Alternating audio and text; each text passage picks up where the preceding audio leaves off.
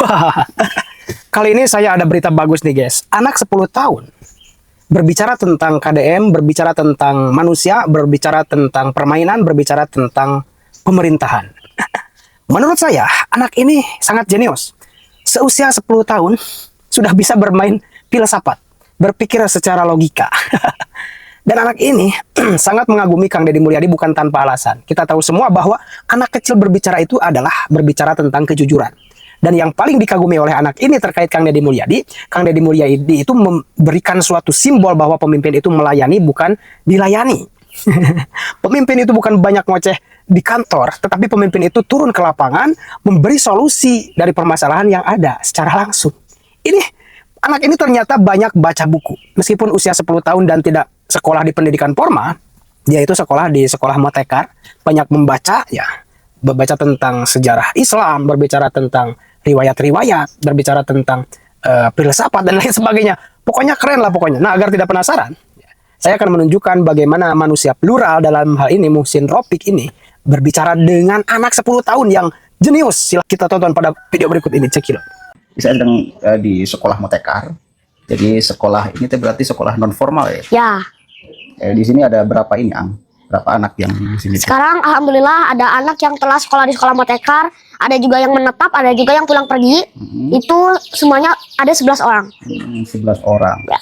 Saya tadi lihat Ang di gimana sih di konten Instagram bahas tentang buku ini. Ya. KDM. Apa yang menarik dari KDM, Ang?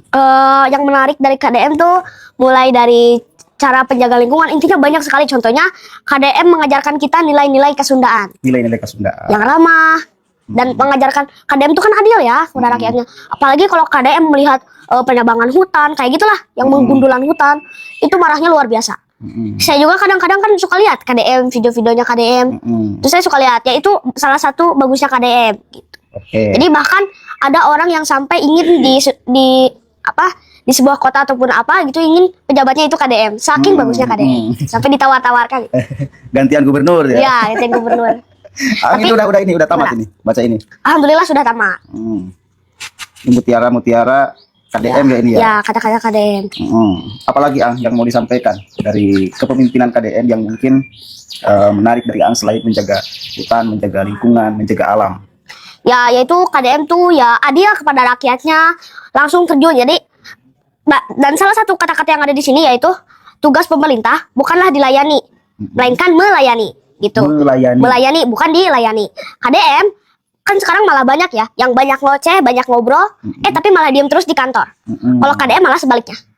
Cicing di kantor, turun ke handap. Cicing di kantor, turun ke handap gitu. Banyak langsung melihat keadaan sekitar. Jadi langsung terjun. Itu salah satu keaguman saya kepada KDM gitu. Ini Ang usia 10 tahun, berarti tidak sekolah nggak Ang deh? Tidak sekolah formal, belum pernah. Ya. Tapi saya lihat ini di konten-kontennya banyak membaca buku-buku ini Ang tuh. Oh ya. Buku apa aja Ang yang sudah yang telah saya baca, karena ya emang saya juga perlu membaca. Soalnya kan saya nanti ingin kuliah berjurusan filsafat. Filsafat kan harus banyak baca buku. Makanya dari sekarang saya sedikit-sedikit suka baca buku. Yang pertama, saya awalnya membaca buku dongeng-dongeng. Dongeng para nabi, dongeng masih banyak lagi intinya. Dan terus saya membaca buku ini. Nih. Apa itu? Ini buku Kalau Kamu Ikan Jangan Ikut Lomba Terbang gitu. Saya baca ini lalu saya review dari sini tuh artinya apa. Udah saya bikin review kontennya. Isi dari ini apa yang bisa garis besarnya? Garis besarnya jadilah diri sendiri. Jadilah diri. Kalau kamu ikan jangan ikut lomba terbang. Jadilah diri sendiri. Lebih kan kayak gitu kan? Gitu. Jadi banyak orang sekarang yang memaksakan jadi orang lain. Itu tidak hanya dalam bentuk manusia maupun dalam bentuk daerah. Contohnya, sekarang banyak ya. Papua kan alamnya terlindungi, harusnya dilindungi. Malah mau dijadikan sumber daya alam. Nah itu kan salah satu tidak menjadi diri sendiri. Nah, karakter Papua, misal sekarang hutan Papua terus nanti masyarakat kultur di sana, makannya dan lain sebagainya, sekarang dipaksakan untuk tidak menjadi wilayah Papua itu. Nah gitu. Jadi tidak dipaksakan untuk tidak menjadi diri sendiri. Ini mantap. Saya terkesan ya melihat Ang ini usia masih 10 tahun. Tapi karena sering membaca buku, dongeng-dongeng dan lain sebagainya, sehingga kalau saya lihat beda dengan anak yang lain seusianya. Kalau di sini itu permainan anak-anaknya biasanya apa aja? Kalau untuk dalam segi permainan ya beda-beda. Di sini tuh, tapi setiap apapun itu permainannya pasti bermainnya tuh serius. Dan ini adalah salah satu penyebab kenapa sih saya bisa kenapa sih saya sampai bisa ngitung, bisa baca, bisa nulis? Padahal tidak sekolah formal. Ya, itu dari apa? Dari permainan. Tapi bermainnya serius. Contoh yang belajar ngitung itu permainan apa? Oke, untuk belajar ngitung, contohnya saya bermain congklak. Congkak. Permainan tradisional. Itu dari congklak kan saya main satu-satu itu kan dapat matematika. Dari kelereng, sebelum dimasukin ke kotak itu dihitung. Dapat lagi matematika gitu. Jadi tidak ada keterpaksaan. Di sini usianya dari berapa sampai berapa rata-rata? Kalau usia di sini paling kecil tuh ada kurang lebih 4 tahun. 4 tahun udah di sini. Yang paling besar itu sekarang ada 17 tahun. 17 tahun. Nah, untuk kelasnya sekolah motekat tuh tidak menyesuaikan dengan umur, tapi menyesuaikan dengan kemampuan. Contohnya ada anak yang umurnya 8 tahun, tapi kemampuannya lebih ke 12 tahun contohnya. Ya berarti kami satukan dengan yang 12 tahun. Tapi kalau ada semisal yang 12 tahun, tapi kemampuannya lebih ke 8 tahun, kami samakan dengan yang 8 tahun. Itu jadi menyesuaikan dengan kemampuan. Bayangkan anak 10 tahun ngomongnya lebih cakap dari saya. Ini belajar bahasa yang merunut kalimat itu memang otomatis atau memang ada latihannya? Ya segala sesuatu itu ya nggak kayak Indomie gitu. Tapi ya emang harus ada juangannya. Itu saya ini dari umur belajar ini tuh dari umur kurang lebih 4 tahun. Umur 4 tahun. Ya, sekarang udah 10 tahun. Itu dan ini tuh melewati banyak hal. Mulai dari sampai saya nangis, saya pusing, wah itu banyak sekali. Gitu. Kalau untuk cara biar ngobrol, untuk caranya kayak gini nih. Bagaimana cara biar ngobrol kayak gini? Pertama, yang paling penting harus ada dampingan. Harus ada dampingan. Mendampingan dari orang tua ataupun orang dewasa yang ada. Diingati terus, didampingi, diajari, gitu. Dan juga harus banyak mendengarkan orang ngobrol. Gitu. Contohnya ada orang ngobrol, kita dengarkan supaya mendapatkan informasi untuk nanti dikeluarkan. Kan dengerin, masuk ke kotak, lalu dikeluarkan lewat mulut. Itu tidak hanya orang ngobrol, tapi dari buku juga bisa. Barusan ini di bawah, ini kan orang-orang dewasa. Aang ini ada, dengerin aja. Menurut Aang, pendidikan itu yang idealnya harusnya seperti apa? Oh, kalau untuk pendidikan yang seharusnya itu berbasis karakter ataupun ketertarikan. Saya kasihan juga kepada teman-teman saya. Ya, walaupun saya tidak sekolah, tapi kan saya tetap belajar ilmu agama. Dan di sekolah agama saya, itu teman-teman saya semuanya 100% sekolah. Malahan di sana juga ada anak guru sekolah. Gitu. Dan saya tanya-tanya lah bagaimana di sekolah. Terus mereka ngeluh terus. Aing meloba PR, aing Maria di sekolah bagian ujian, Jadi banyak sekali keluhan-keluhan anak-anak yang dilontarkan ke saya. Dan sampai ada anak itu teman saya. Dia tuh nggak bisa ngitung, kalau ngitung sih lumayan bisa, tapi nggak bisa baca, nggak bisa nulis. Udah berapa tahun padahal usianya? Sekarang seumuran saya.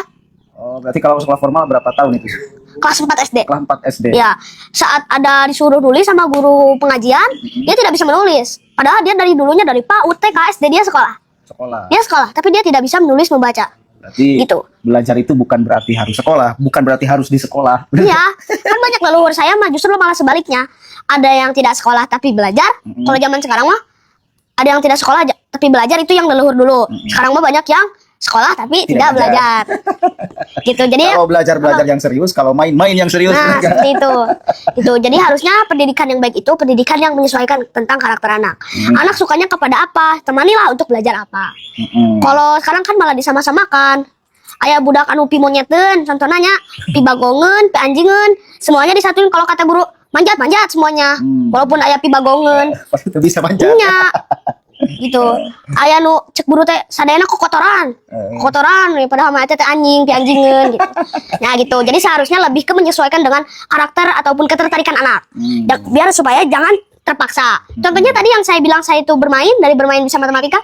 Itu kan secara tidak langsung anak tuh belajar matematika, menghitung. Belajar sambil bermain. Bermain yang serius, alhasil jadi belajar. Bermain yang serius lebih baik daripada belajar yang asal-asalan. Itu bagus ya. Bermain yang serius itu lebih baik daripada belajar yang asal-asalan. Nah, seperti itu. Saya tertarik aja dari tadi dengerin gini. Orang dewasa lagi ngomong, ada anak kecil tiba-tiba numpang dengerin gini. Ternyata sudah sangat cakap bicaranya, bahwasanya baca buku KDM ini. Satu lagi tadi saya lihat ada kritik Aang kepada para pendukung KDM, bener gak? Ya. Yang terlalu fanatik. Sampaikan Aang, coba. Ya. Saya kan salah satu orang yang juga sama pengagum KDM. Ya. Cuma saya juga sama tidak sepakat bila ada pendukung KDM yang fanatik, bila ada yang mengkritik tiba-tiba dikata-katai kasar apa segala macam. Saya juga nggak terlalu sepakat. Nggak sepakat lah, bukan nggak terlalu. Coba Aang, kasih wejangan Aang. Ya, di sini apakah tahu kan ada pernah disebutkan sesuatu yang berlebihan itu tidak baik. maupun itu belajar yang berlebihan. Jadi segala sesuatu yang namanya berlebihan itu tidak baik. Ketika ada seorang yang fanatik kepada KDM, gak apa-apa. Suka kepada KDM gak apa-apa. Bahkan saya pun suka sama KDM sampai baca bukunya. Gitu. Tapi ya saya juga jangan berlebihan. Akhirnya saking sukanya ada yang mengkritik langsung bahasa kasar. Sebaiknya kan hanya diobrolin saja. Hei, tidak boleh seperti itu ya. Ini mah yang komen malah wah bahasa kasar. Sampai ada yang katain kayak gini, pehan si aku aing. Ya emang saya sering melihat video mengkritik ke KDM. Ya emang orang yang mengkritik itu salah. Tapi kan balasannya nggak gitu juga. Jadi Itu. siap. Dan ini tidak hanya terjadi di medsos ataupun media sosial, tapi ini langsung pada kegiatan sosial. Contohnya dulu pernah ada acara KDM datang ke Karangkamulian di Ciamis. Terus? Itu di situ ada artis-artis, ada Cupopon, ada Sule, dan mereka tuh itu ceritanya kayaknya ngelawak. Tapi saya pulang pas lagi di perjalanan pulang, saya malah ngambek. Karena Kenapa? dan itu pun kan saya paling depan ya. Dan di depan tuh anak-anak doang. Dan itu dari sekian lawakan itu saya nggak ada yang ketawa satupun. Kenapa? Itu bukan ngelawak, menurut saya itu malah jorang, yang budak-budak mah. Tahu kan di depan tuh anak-anak doang ya. Tapi diajarinnya tuh yang kayak gitu. Itu mah kan untuk remaja, untuk yang sudah menikah, yang kayak gitu mah.